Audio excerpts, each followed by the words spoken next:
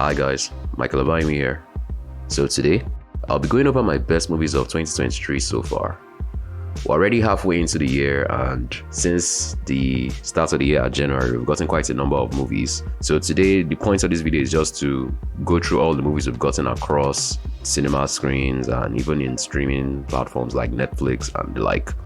And out of all those movies, I've picked the ones that I consider the 10 best so far. So starting off at number 10, earlier in the year, we actually got the eagerly anticipated horror movie from Blumhouse, Megan. January is typically considered the month where studios usually dump their movies that they don't really have confidence in. So which was why Megan really served as a pleasant surprise for a lot of people, because the film actually turned out to be a very good movie. Like, for what it wasn't just a child's play knockoff. It actually had some heart and soul to the narrative, and it still provided some of the thrills we expected from the trailers. Because the whole concept of having this futuristic doll powered by AI and that had killer tendencies, like, it seemed like it had been done before in like Child's Play and the like, but Megan still managed to set itself apart with that emotional core that came as a shock to most people. So Megan definitely served as a strong start for the movies we got this year. At number 9, I have Scream 6, which is, as the title suggests, the sixth film in the franchise by Wes Craven. And despite the fact that Wes Craven died a few years back, they've still managed to be able to churn out some quality movies in his wake. I actually really liked the previous movie, which was Scream 5, or just titled Scream. But this one took things to a new dimension. It took things to a new setting. So it was the first one not to be set in Woodsboro, with the main characters having to navigate the streets of New York as they dealt with a new threat of Ghostface killers. And the movie pretty much delivered what you expect from a Scream movie. It had all the meta commentary, it had all the thrills and all the kills and all the reveals and twists and turns and everything. But even though it required quite a bit of suspension of disbelief, especially towards the end, I still felt overall very entertained by the movie. So that is why I'm having it here on the list. At number 8, I have the Super Mario Bros. Movie, which was actually one of my most anticipated movies heading into the year. From the get-go, like when it was announced that Chris Pratt would be voicing Mario, I had my skepticism that the movie might not actually be as good as it had the potential to. But I was, at the end of the day, very satisfied with what I got, because the film pretty much served as a celebration for Mario and Mario fans. And it spanned all the entire history of the character. Like, we got to see a lot of Easter eggs in the movie.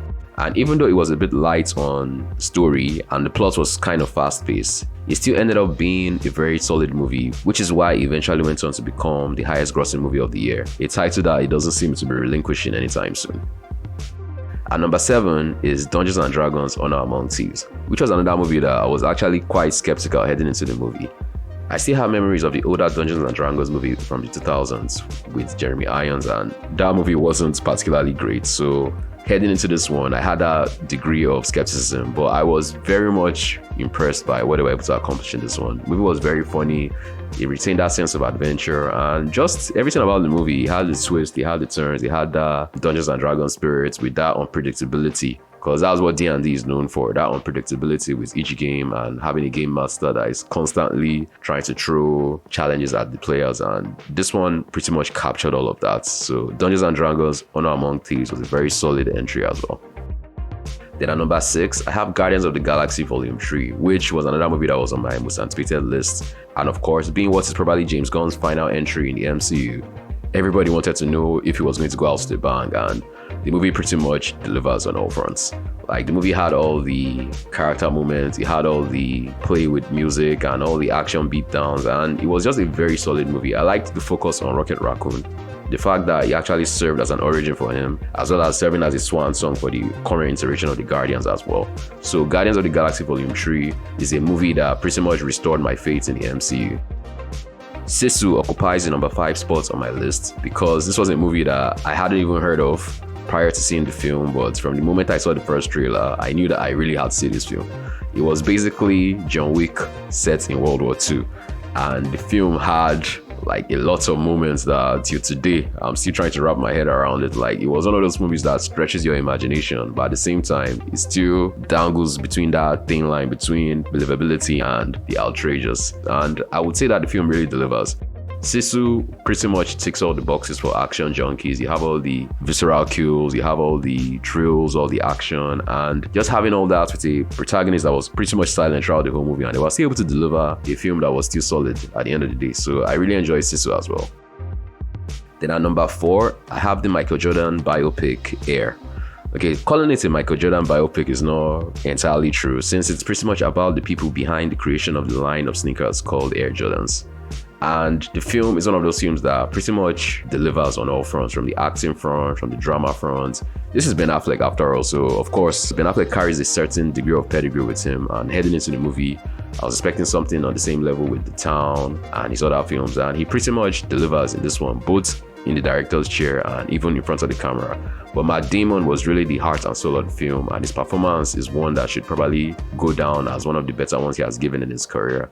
So Air is one that I would keep an eye on heading into award season later this year, because as it stands now, it is one of the better award bait movies we've gotten thus far.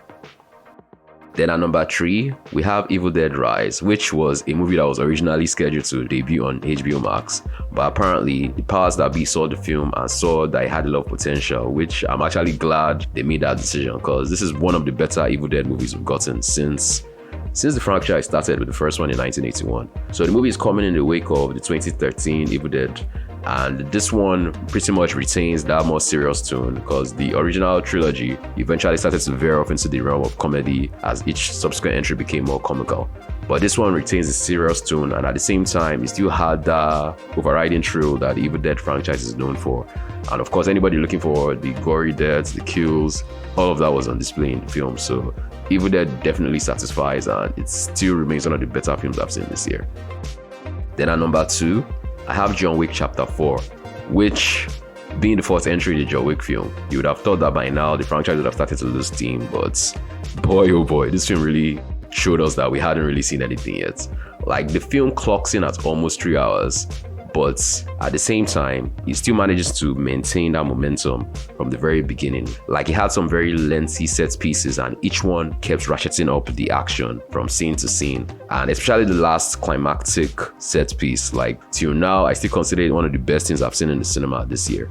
So John Wick Chapter 4 was just John Wick firing on all cylinders, and the film pretty much serves as a new benchmark for action films of that ilk.